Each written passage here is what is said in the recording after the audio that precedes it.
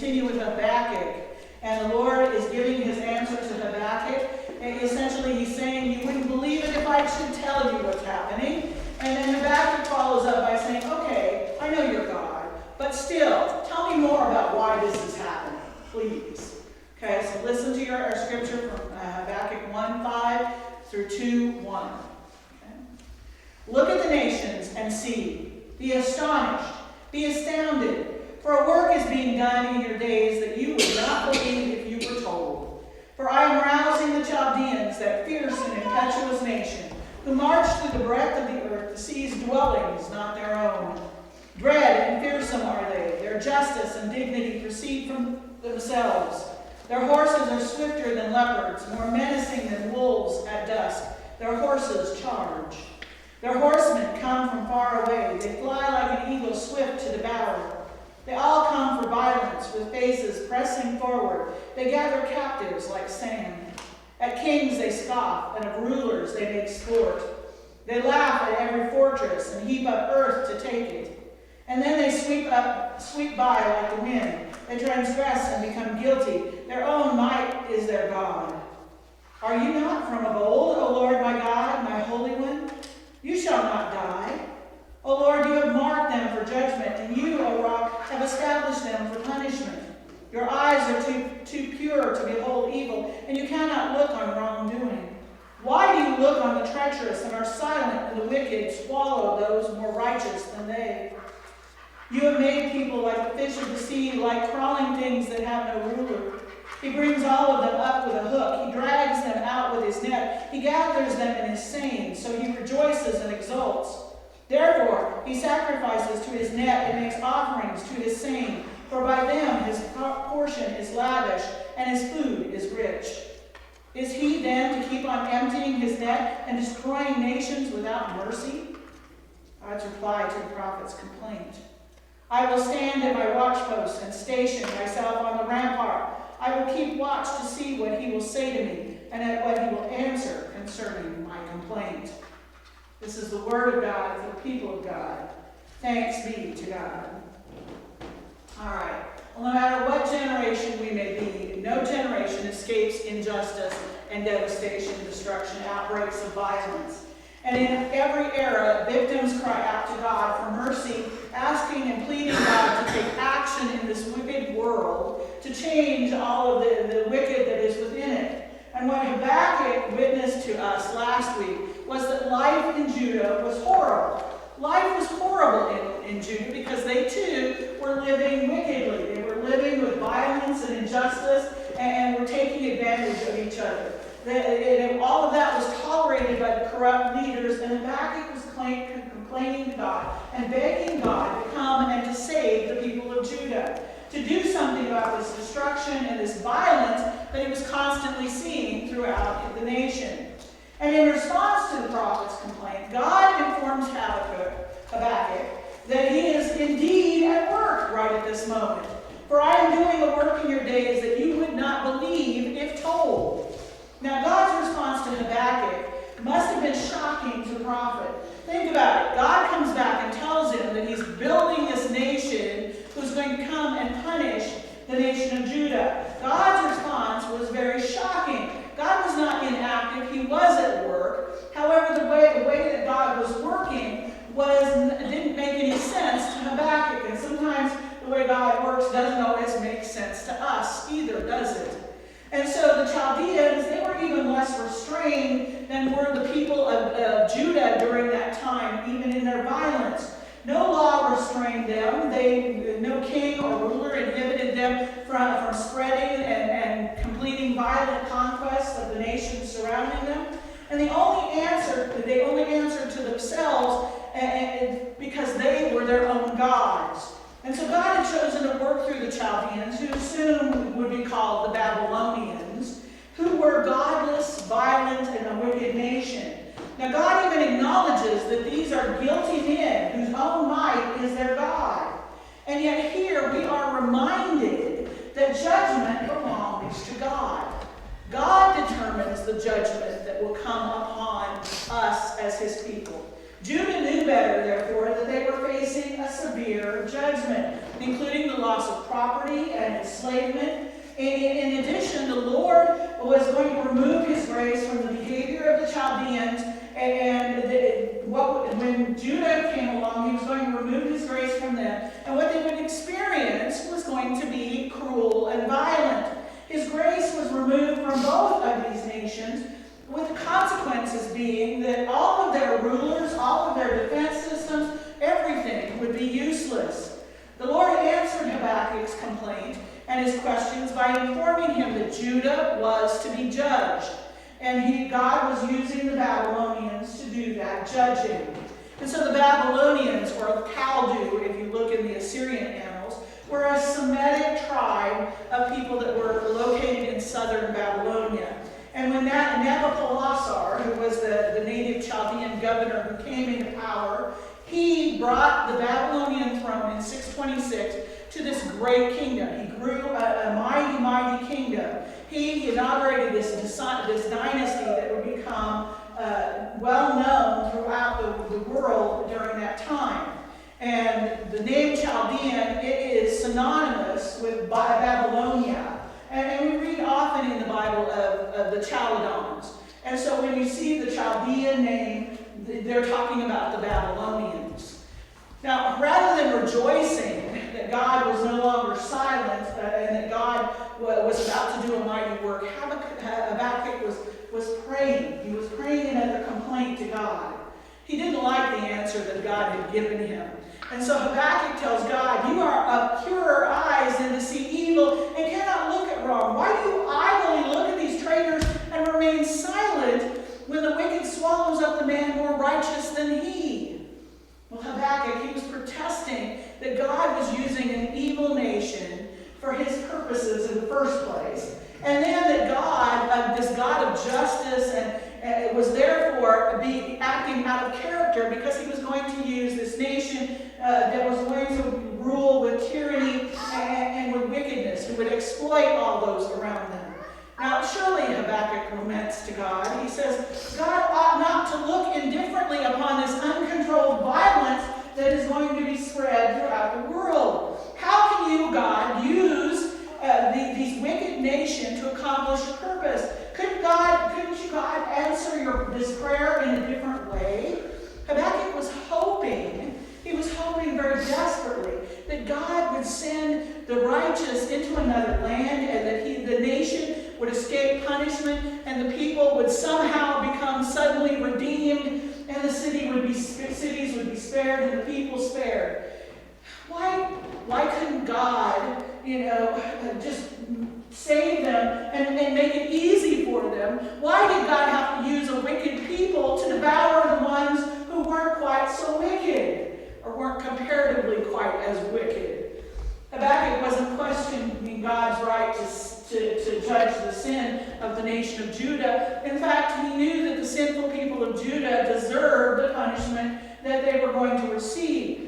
Instead was the fact that the righteous in Judah would suffer at the hands of the Babylonians. So those few who were still trying to do good, they would indeed suffer even greater at the hands of these Babylonians. People like Daniel and his friends who were taken and transported into another nation.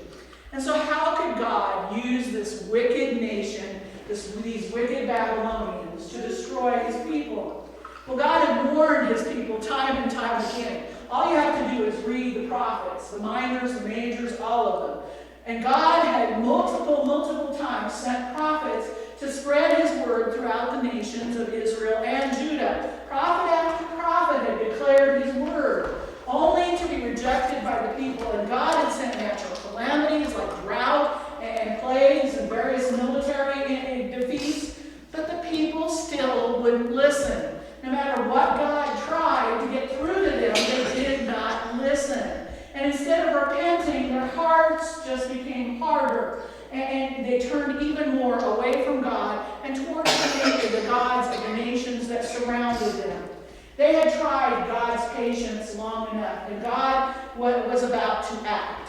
And so, yes, the Babylonians were wicked sinners, they were idolaters, but they didn't know about the true and living God. They had no knowledge of this God. Where the Judeans, they claimed to believe in this Lord, to believe in this God, and yet they constantly disobeyed him. They were sinning against the very law that they claimed to believe. And so now God was deliberate, because they had deliberately disobeyed him, their sin had come against this flood of light and love that was there for them.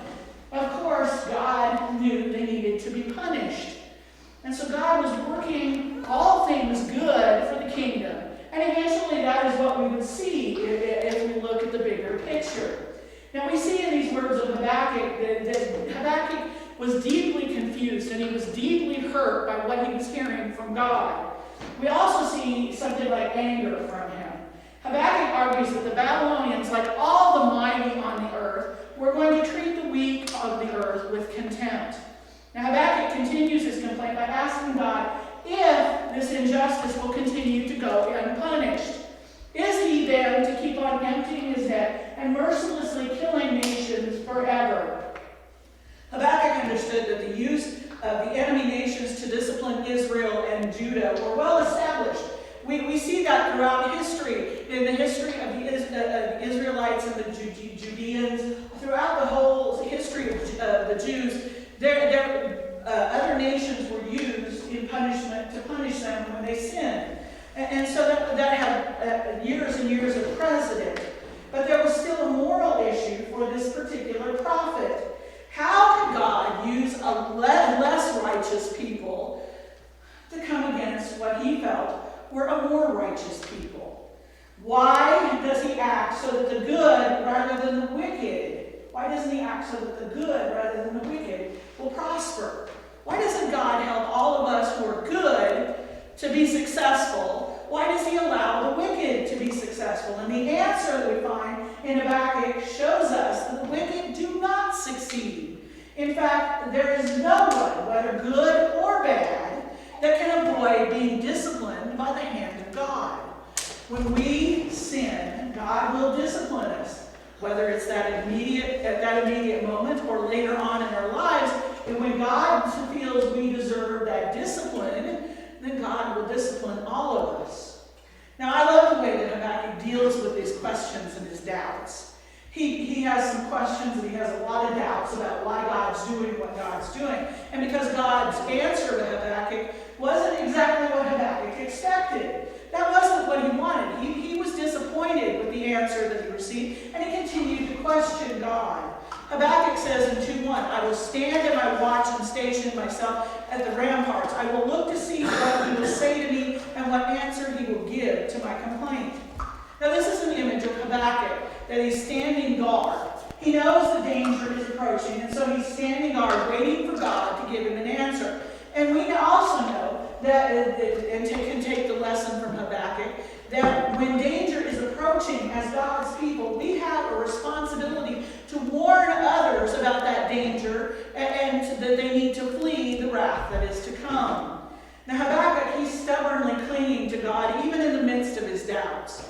And sometimes that's hard for us to do, to cling to God even when we doubt what's going on in our world. When Habakkuk was struggling with his doubt, instead of walking away from God, he brought all of his questions, all of his doubts to God.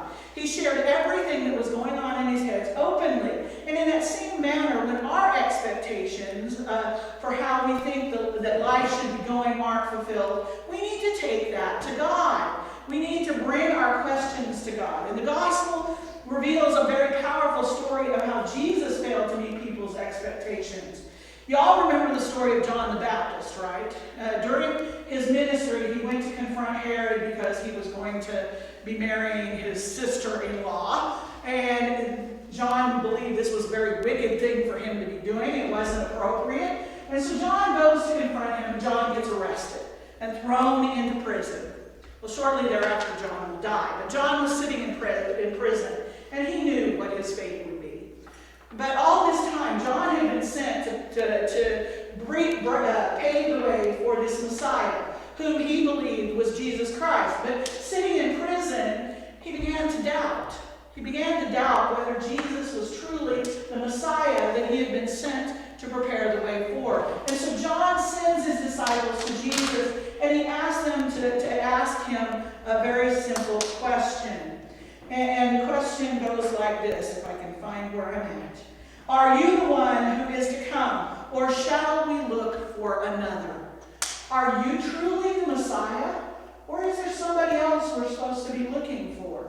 Now, John's doubt centered on the fact that Jesus' life and his mission out in the world were not living up to the expectations of what he and the people of Israel had thought the Messiah was going to be. The nation of Israel believed that their Messiah was going to be like David, this great military king who was going to come and to defeat the Romans and bring about the success and the greatness of Israel as David had done back in his day. But that wasn't Jesus' mission for this world. Jesus came to share another kind of kingdom with us, to share another kind of wonder and greatness that we could all become a part of in this world. And so his mission here was not meeting the expectations of the Jewish people or of John himself.